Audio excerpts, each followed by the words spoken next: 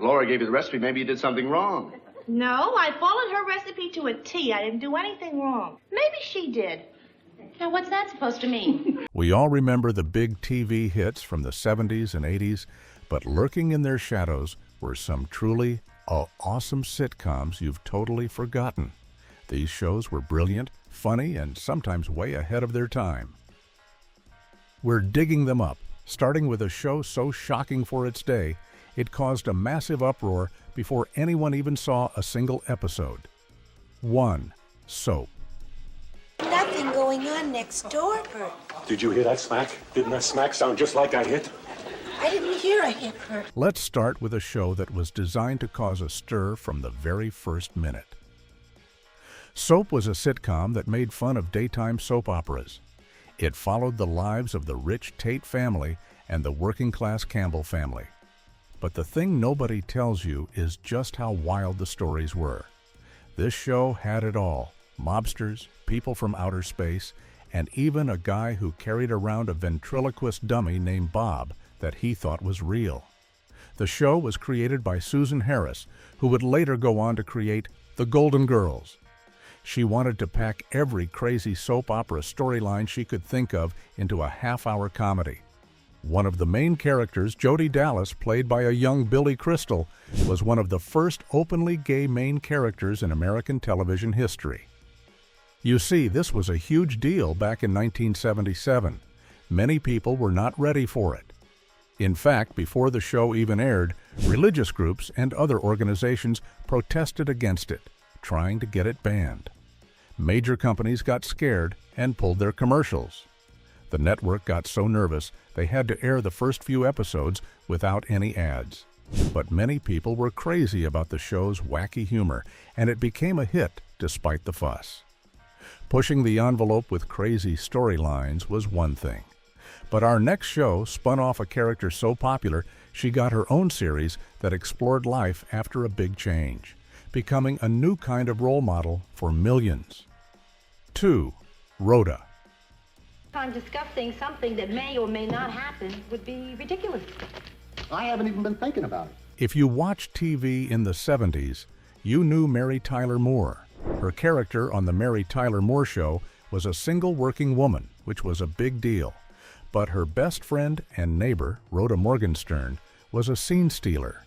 Played by the amazing Valerie Harper, Rhoda was funny, down to earth, and always looking for love.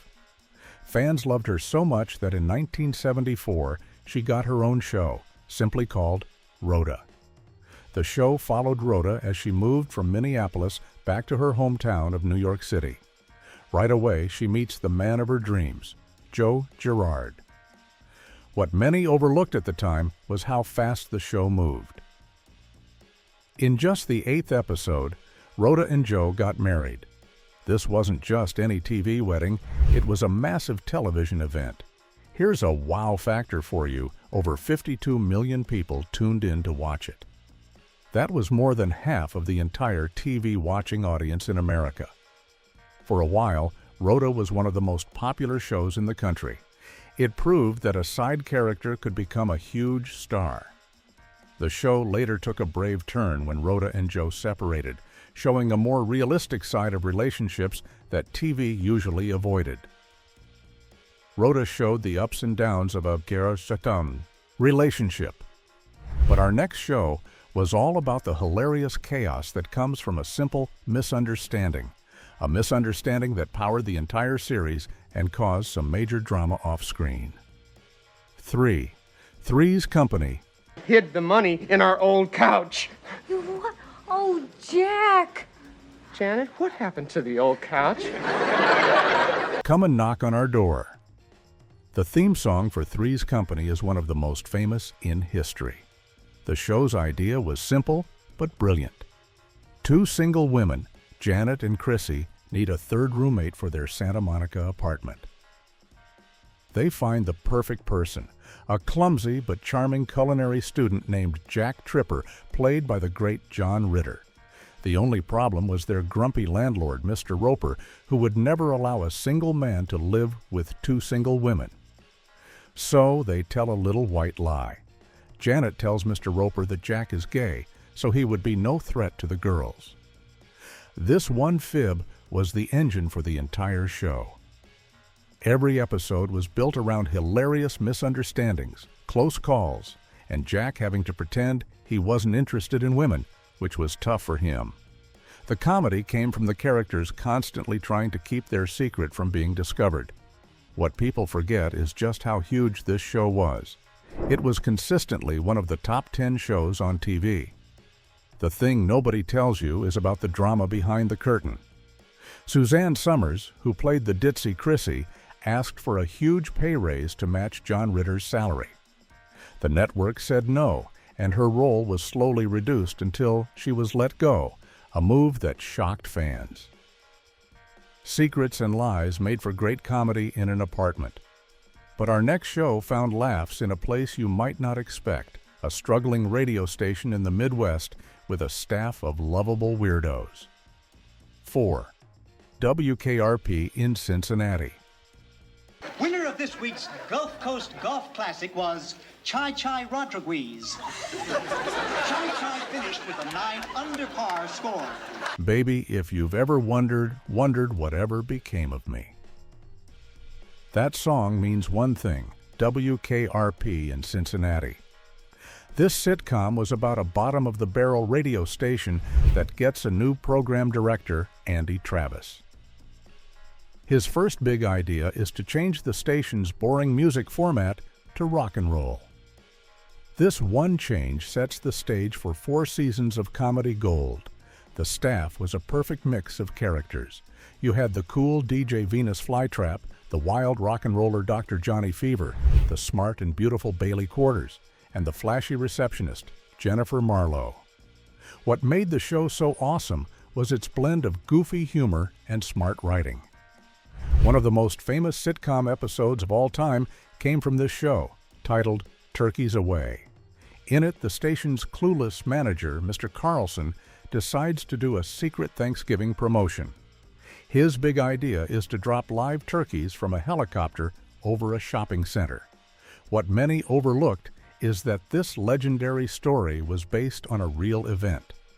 The show's creator, Hugh Wilson, had worked at a radio station in Atlanta where the station manager actually did try a turkey drop, and it was a complete disaster, just like on the show.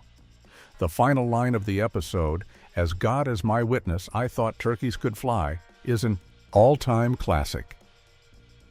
A radio station full of rock and roll was a great setting. Our next show, however, was set in a Chicago housing project and gave America one of its most memorable and dynamic TV families. 5. Good Times. James, you always manage to forget who he is. But that's gonna change. Dynamite. That one word, shouted by the lanky, energetic J.J. Evans, became one of the biggest catchphrases of the 1970s. Good Times was a spin-off of the show Maude, which itself was a spin-off of All in the Family. It followed the Evans family, living in a poor neighborhood in Chicago. The family was led by the strong and loving mother, Florida, and the hard-working, proud father, James. This was a big deal because, believe it or not, this was the first sitcom to feature a 2-parent black family. The show was praised for showing a loving family trying to make the best of a tough situation. While it was a comedy, it wasn't afraid to tackle serious topics like poverty, crime, and social issues. The breakout star was Jimmy Walker, who played the oldest son, JJ. His goofy personality and famous catchphrase made him a superstar. But the thing nobody tells you is that not everyone on the show was happy about it. The actors who played the parents, Esther Roll and John Amos, wanted the show to be more serious and realistic. They felt that JJ's character was becoming too much of a cartoon and wasn't a good role model.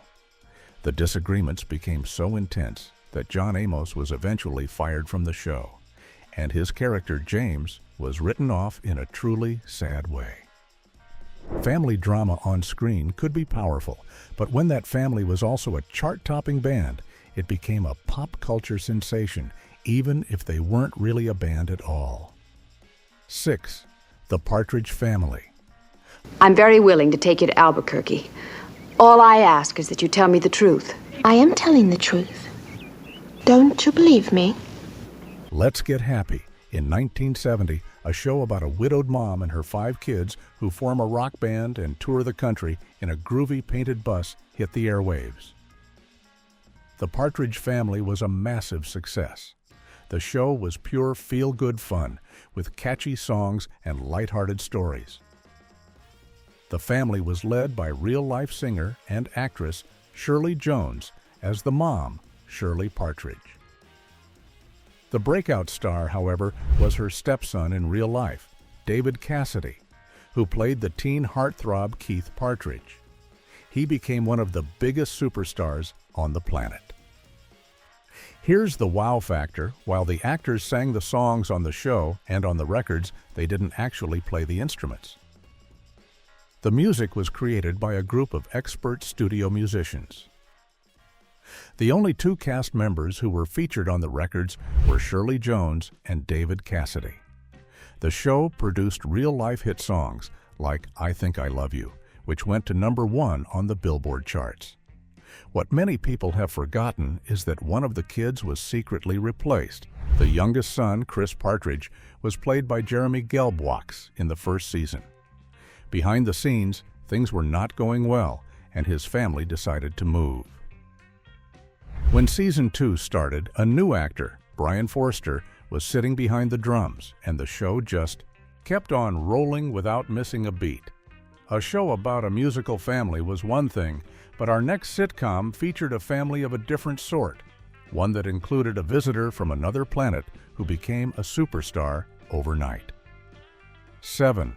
Mork and Mindy.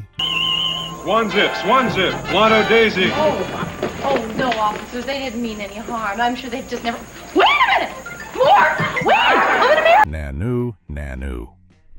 In the late 70s, those 2 words meant only one thing: an alien had landed. Mork and Mindy was a spin-off from an episode of Happy Days where a strange alien named Mork tried to take Richie Cunningham back to his home planet of Ork. The character, played by a then unknown comedian named Robin Williams, was so popular that he immediately got his own show. The series followed Mork as he was sent to Earth to study humans. He moves in with a kind young woman named Mindy McConnell, and the comedy came from Mork trying to understand human customs. The real reason the show was awesome was Robin Williams. To put it mildly, his talent was out of this world. The scripts often had blank sections that just said, "Mork does his thing." The producers knew that Robin could come up with funnier stuff on the spot than anyone could write for him. He would improvise hilarious lines and physical comedy that left the cast and the studio audience in stitches. The show was a gigantic hit in its first season, with Mork's rainbow suspenders becoming a huge fashion trend. The thing nobody tells you is that the show's creators made a huge mistake in later seasons, trying to make it more serious and less zany. People stopped watching, but for that first season, it was one of the wildest and most original shows on television. An alien learning about Earth was a wild idea, but our next show was much more down to earth, taking place in a high school classroom full of lovable troublemakers. 8. Welcome Back, Kotter. From all of the guys to you, Mrs. Cotter. Thank you, Freddie. How nice. That was really nice of you. I think nothing of it. Honey, why don't you read the card? The card? Wait a minute, what card? Wait, don't touch the card. Signed, Epstein's mother. If you know that line, you remember the Sweat Hogs. Welcome Back, Kotter was a sitcom about Gabe Kotter, a teacher who returns to his old high school in Brooklyn to teach a group of remedial students known as the Sweat Hogs. The joke was that Kotter himself used to be a sweat hog when he was a student there. The class was full of memorable characters like the tough guy leader Vinnie Barbarino, the always confused Arnold Horshack, and the smooth talker Freddie Boom Boom Washington. The show was based on the real-life experiences of its co-creator, Gabe Kaplan, who also played Mr. Kotter. He had been a remedial student in Brooklyn and used his experiences to create the show. What people often forget is that this show launched the career of one of the biggest movie stars of all time, John Travolta. He played Vinnie Barbarino, and his good looks and funny "I'm so confused" catchphrase made him an instant teen idol. His face was on lunchboxes, posters, and magazines everywhere. He became so famous that he started making movies, and his role on the show got smaller and smaller in the final season. The show was a perfect snapshot of the 70s, with its gritty city setting and a lot of heart. A classroom full of clashing personalities is a classic setup, but what if you put two totally opposite people in the same apartment? Our next show did just that and created one of the best comedy duos ever. 9. The Odd Couple. You can start by cutting out the Mr. Madison. You can call me Oscar. Great, Oscar. Now, what's your first name? Felix. Can two divorced men share an apartment without driving each other crazy? That was the question behind The Odd Couple. The show was based on a hit play and movie by the great writer Neil Simon. It starred Tony Randall as the fussy, neat freak photographer Felix Unger and Jack Klugman as the sloppy, cigar-chomping sports writer Oscar Madison. After both of their marriages end, Felix moves in with his old pal Oscar, and their completely opposite personalities lead to non-stop arguments and laughs. The chemistry between Tony Randall and Jack Klugman was pure magic. You really believed they were best friends who also couldn't stand each other. What many overlooked is that while the show was never a huge ratings blockbuster, it was a critical darling. It won Emmy Awards for both of its lead actors, and it developed a loyal following through reruns, where it became even more popular. The thing nobody tells you is that Jack Klugman had to fight for Tony Randall to be cast as Felix. The network wanted another actor, but Klugman knew Randall was the only one who could play the part perfectly. He threatened to quit unless they hired his friend, and thankfully, the network gave in, creating a legendary TV pair. Two grown men living together was an odd couple, but our next show was about a different kind of unusual family, one created when a rich white man adopts two young black boys from Harlem. 10. Different Strokes. What are you laughing at? That picture. Look at the dumb look on that guy's face. What you talking about, Willis? That line, delivered with perfect timing by little Gary Coleman, made him one of the biggest child stars in history. Different Strokes told the story of Arnold and Willis Jackson, two brothers from Harlem whose mother passes away. Her former employer, a wealthy and kind white millionaire named Philip Drummond, adopts the boys and brings them to live in his fancy Park Avenue penthouse with his daughter, Kimberly. The show got its laughs from the culture clash of two street-smart kids living a life of luxury. But the series was also famous for being one of the first sitcoms to regularly feature very special episodes. These were episodes that would stop the comedy to deal with very serious issues. The show tackled everything from racism and bullying to more intense topics that were rarely, if ever, discussed on a family comedy show. Here is a wow factor. The show produced so many of these special episodes that it became a defining feature of the series. While the show was a massive hit that ran for 8 seasons, the thing that is often remembered is the difficult lives the young actors had after the show ended. It was a classic case where the happy family on screen was hiding some sad real-life struggles. Tackling serious issues in a sitcom was a bold move.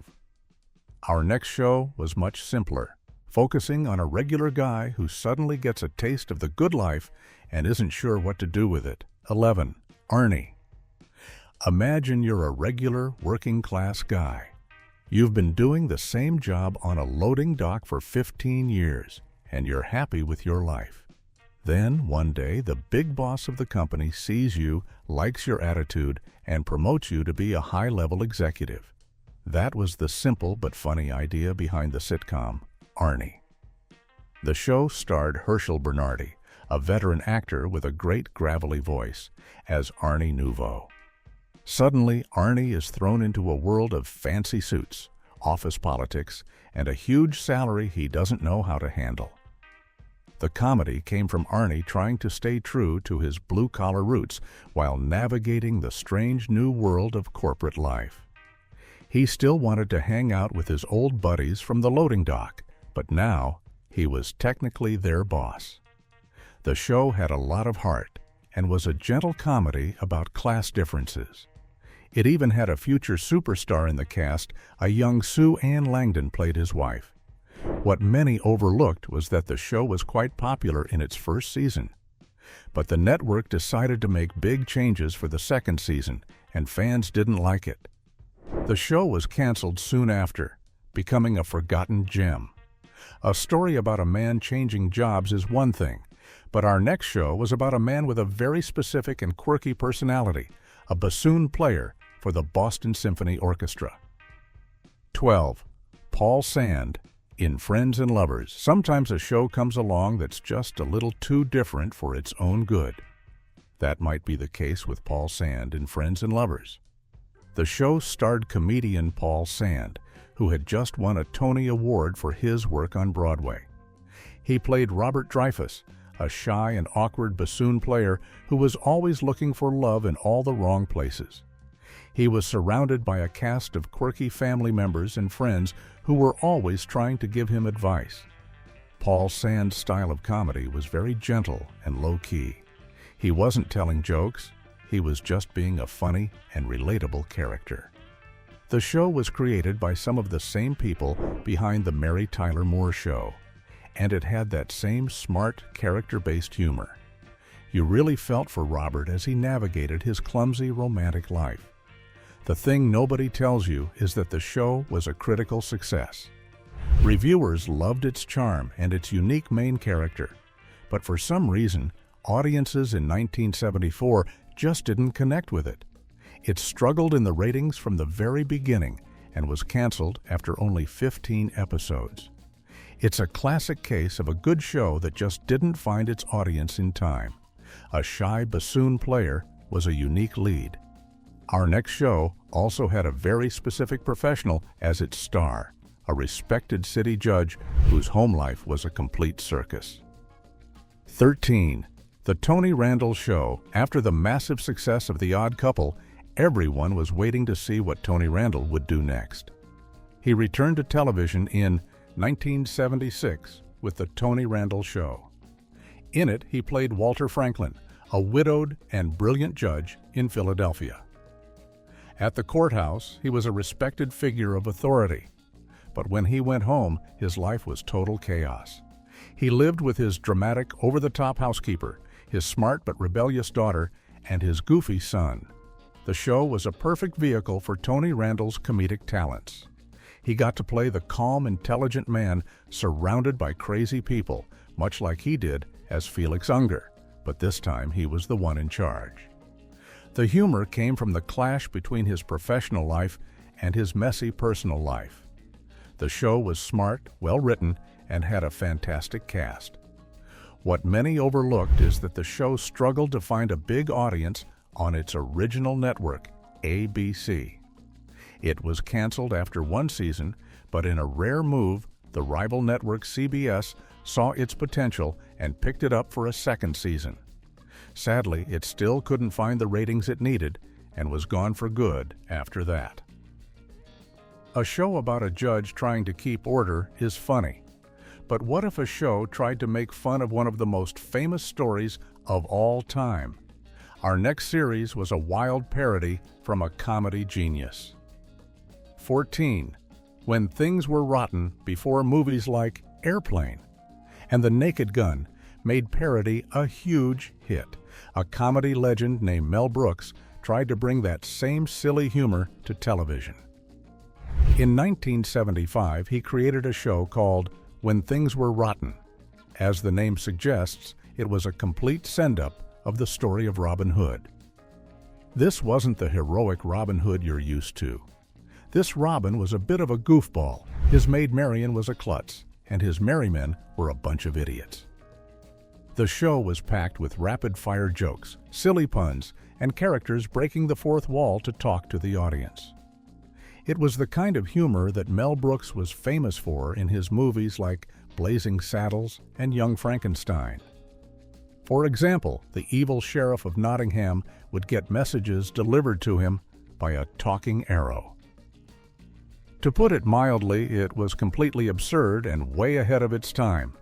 What many people don't know is that the show was actually a hit with critics who loved its clever and relentless silliness. But television audiences in the 70s weren't quite sure what to make of it. The constant, zany humor was just too different from a normal sitcom, and it was canceled after just 13 episodes. Making fun of old legends was a big swing. Our next show found its comedy in a more modern setting, the clash between a big city cop and the small-town folks he had to work with. 15. Carter Country. In the late 1970s, after Jimmy Carter was elected president, anything related to the South became popular. That's how we got Carter Country, a sitcom set in the fictional small town of Clinton Corners, Georgia. The story starts when a new police chief, an African-American man named Curtis Baker, is hired. This is a big change for the town, and especially for the bumbling, good old boy Sergeant Roy Moby, who thought he was going to get the job. The comedy came from the clash of cultures between the sharp, by-the-book new chief from the city and the slow-paced, set-in-their-ways, small-town cops. The show was surprisingly smart in the way it handled topics of race and prejudice. It used humor to show how people from different backgrounds could learn to work together and even become friends. It starred Victor French, who many people knew from Little House on the Prairie, as Sergeant Moby. The thing nobody tells you is that despite having some good laughs and a lot of heart, the show got caught in a bad time slot and network changes. It ran for 2 seasons before getting the axe, but it remains a funny look at a changing America. A small-town police station seems like a strange place for a comedy, but it's nothing compared to our next show's setting, which took place entirely inside a state prison. 16. On the Rocks. Here's an idea you probably wouldn't see on TV today, a sitcom set in a minimum security prison. In 1975, a show called On the Rocks did just that. It was an American version of a very popular British sitcom called Porridge.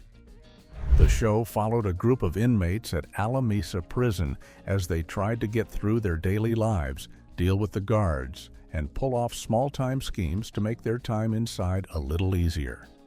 The main characters were a group of funny, wisecracking guys who were more like lovable losers than dangerous criminals.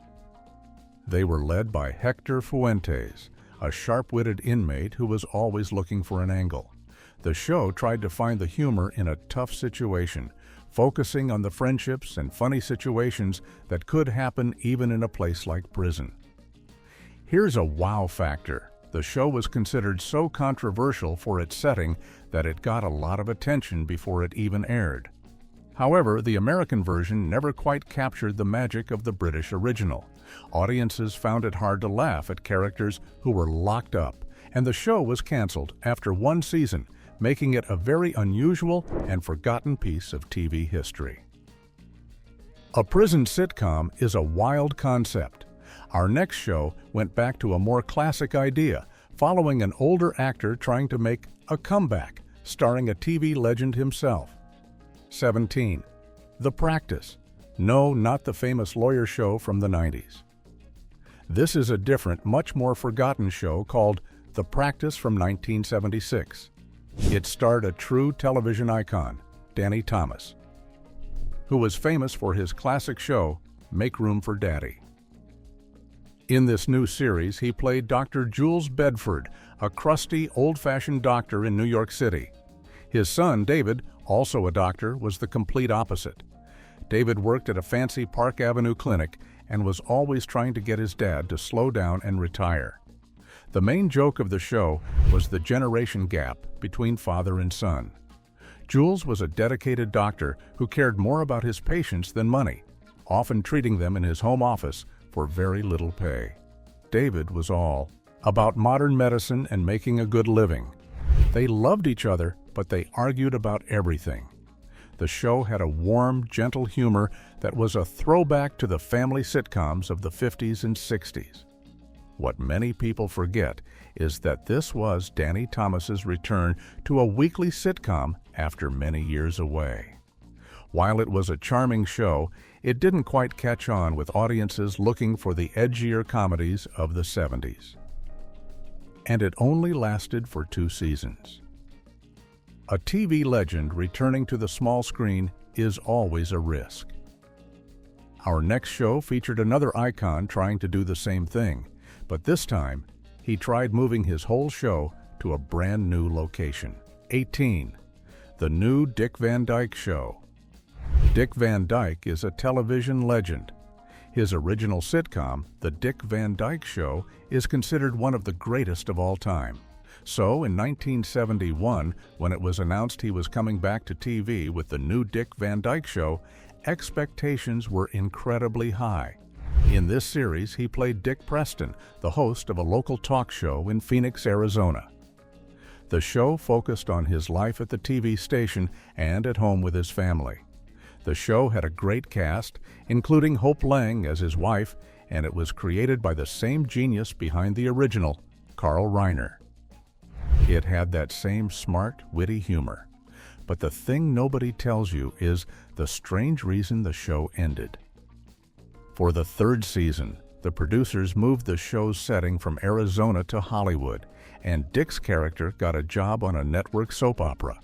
In one of the planned episodes, a storyline called for Dick's character to have a secret romance.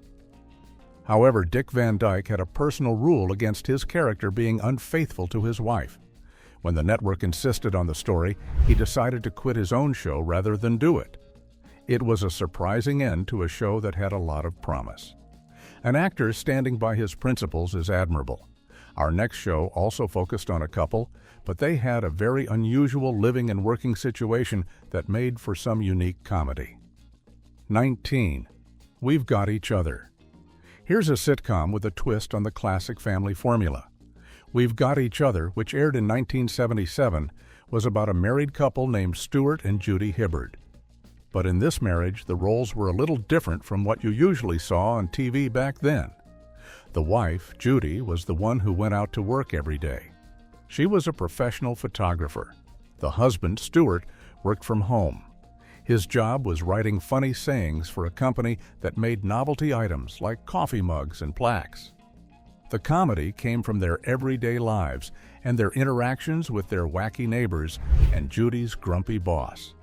Stuart was a bit of a klutz and was always getting himself into strange situations, which his wife would then have to help him get out of. The show starred Beverly Archer and Oliver Clark, 2 great character actors. What many overlooked was who was behind the camera. The show was created by Jay Tarses and Tom Patchett, the same guys who would later create the brilliant and much more famous The Bob Newhart Show. We've Got Each Other had some of that same smart, quirky humor, but it never found a large audience and disappeared after only 1 season.